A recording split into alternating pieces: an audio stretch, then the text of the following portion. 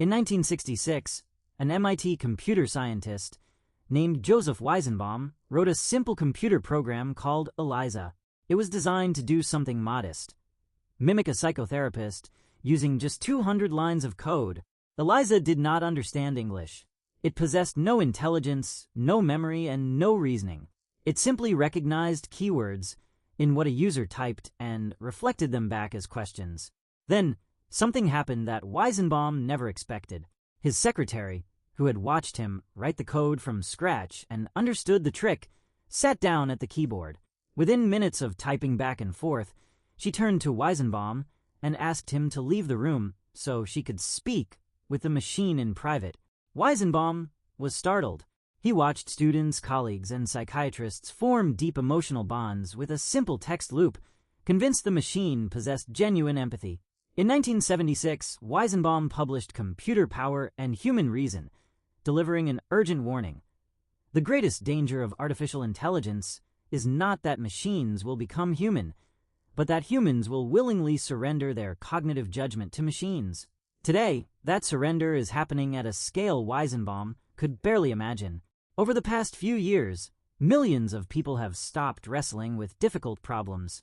When we need to write an essay, analyze a contract, summarize a paper, or make a difficult decision, we open a prompt box.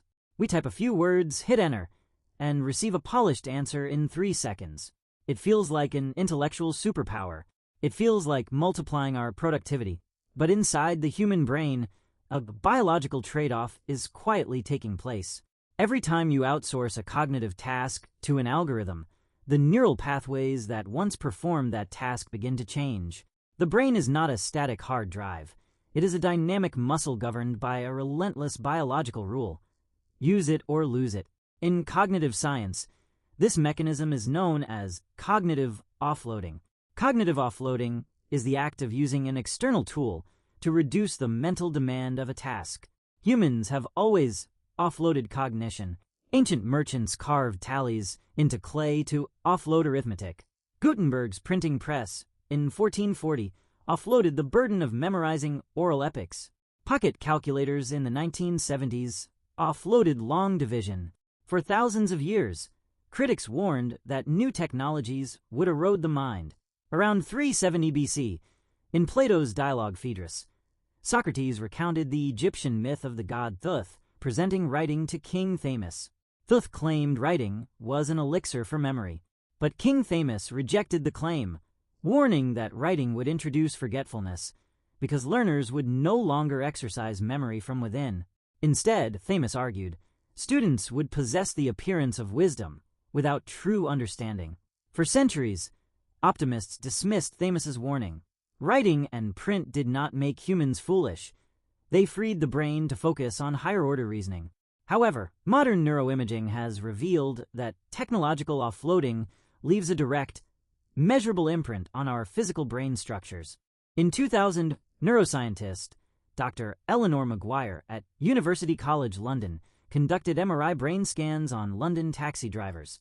To earn a license, London cab drivers must spend 3 to 4 years memorizing the knowledge, which is a mental map of 25,000 streets and 100,000 landmarks.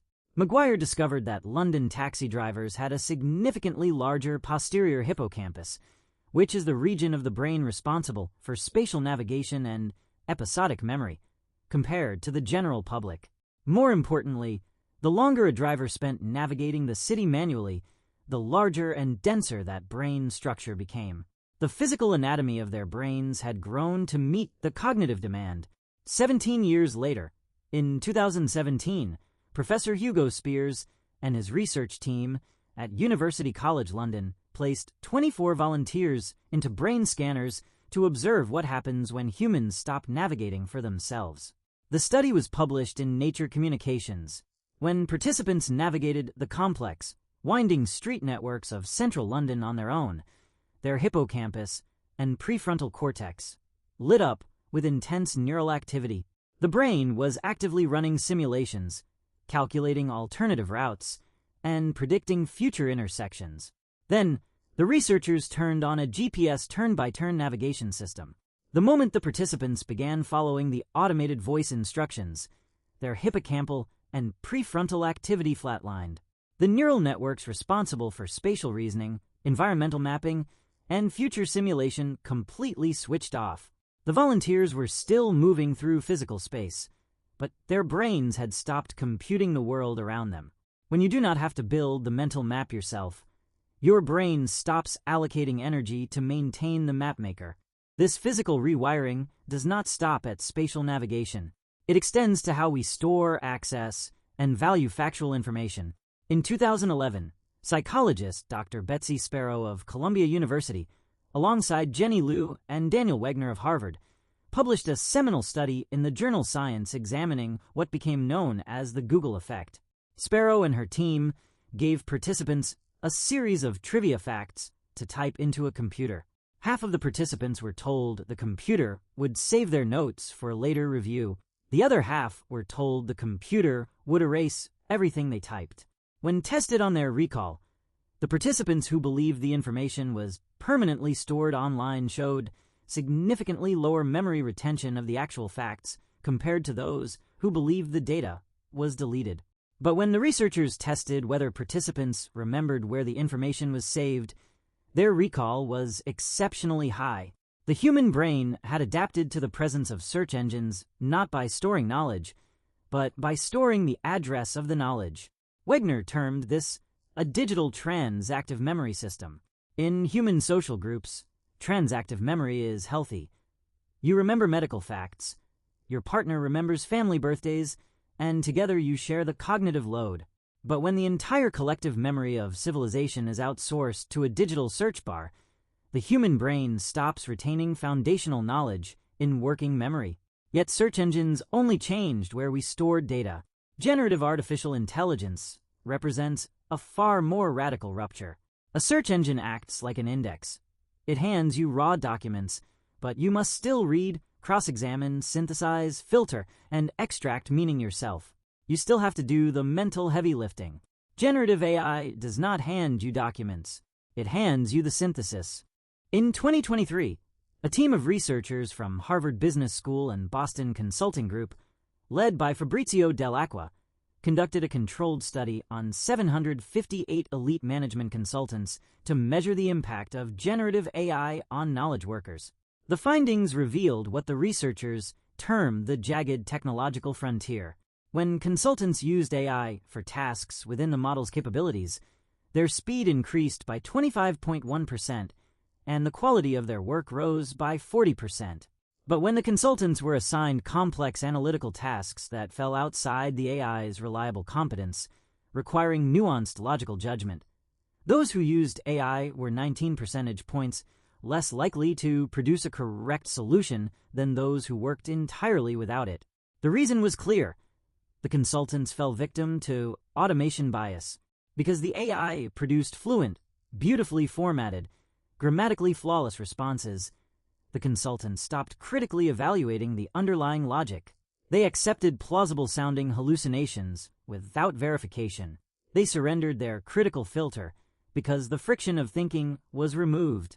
In cognitive psychology, that friction is everything. Neuroscientists use the term productive friction to describe the mental strain you experience when wrestling with an unresolved question. When you struggle to find the right word, restructure a broken argument, or debug a line of code, your brain releases neurotransmitters that facilitate synaptic plasticity.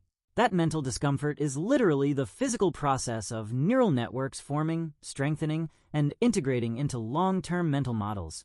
When an algorithm instantly writes your draft, summarizes your reading, and generates your ideas, it eliminates productive friction entirely. You skip the messy, painful drafting phase and jump straight to the finished product. You get the output without the cognitive workout. Over weeks and months of continuous offloading, the brain adjusts its baseline.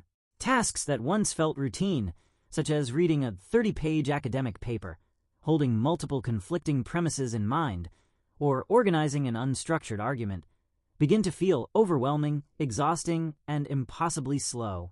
This brings us to the central paradox of cognitive automation, first identified in 1983 by psychologist Bainbridge in her classic paper Ironies of Automation. Bainbridge pointed out that as automation takes over routine operations, it leaves human operators with the most difficult, complex, and unpredictable edge cases. But because the human operator has been delegating the routine work to the machine, they never develop or maintain the foundational skills required to handle those complex crises when the machine fails. We saw this dynamic emerge in modern aviation. As autopilots became standard, aviation safety boards documented cases where pilots lost the instinctive tactile reflexes needed to manually recover aircraft during unexpected sensor failures. Now, that same dynamic is moving from airplane cockpits into the general human intellect. If a student never writes a clumsy, painful first essay from their own raw thoughts, they never build the internal cognitive scaffolding required to detect subtle logical fallacies. If an analyst never builds a financial model from the ground up, they cannot instinctively sense when an algorithm's output is fundamentally flawed. When you lose the ability to generate thought from first principles, you lose the ability to evaluate the quality of thought generated by a machine. You become a passive consumer of predigested answers. And the danger is not just that we lose individual skills. The deeper risk is the loss of intellectual agency. When you ask a machine to tell you what to think, how to phrase your feelings, or what conclusion to draw from a set of facts, you adopt the statistical averages of a neural network trained on the past. Your thought patterns become standardized, predictable, and homogenized. Originality, eccentric insight, and true creative breakthroughs do not come from statistical averages. They come from the unique, chaotic collision of ideas inside an individual human consciousness. Fast forward back to today. Artificial intelligence is not going away. It is becoming woven into every operating system, text editor, email client, and search engine on the planet. Resisting it entirely is neither practical nor wise. The critical question is not whether we use AI, but how we position ourselves relative to the tool. In the Harvard and BCG study, researchers observed two distinct types of high-performing workers, centaurs and cyborgs. Centaurs maintain a strict, conscious division of labor. They do not allow the AI to do their primary thinking. They define the core thesis, outline the logical architecture, and establish the moral or analytical framework themselves using their own brainpower. They only delegate secondary, mechanical execution, such as formatting, data sorting, or syntax checking, to the algorithm. They never outsource the genesis of the idea. To preserve your cognitive independence in an automated world, you have to deliberately reintroduce productive friction into your daily life. Read long, complex physical books that force your working memory to track multi-chapter arguments without hyperlink distractions.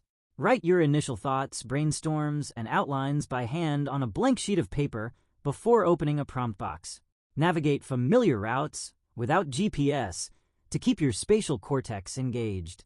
And whenever an AI gives you an answer that sounds smooth and authoritative, treat it not as an oracle, but as a fallible assistant that requires rigorous human cross-examination. If you enjoy exploring the history of human behavior, psychology, and the hidden systems shaping our minds, consider subscribing to the channel. The ancient myth of King Thamus was not entirely wrong. Technology always demands a price for the convenience it provides. A bicycle carries your body without weakening your legs, but a motor scooter carries your body while your muscles atrophy from disuse. Artificial intelligence can be a bicycle for the mind, amplifying your reach, or it can be a cognitive scooter, carrying you while your mental muscles slowly wither away. The machine will always offer to do the thinking for you. The choice to keep thinking for yourself remains entirely yours.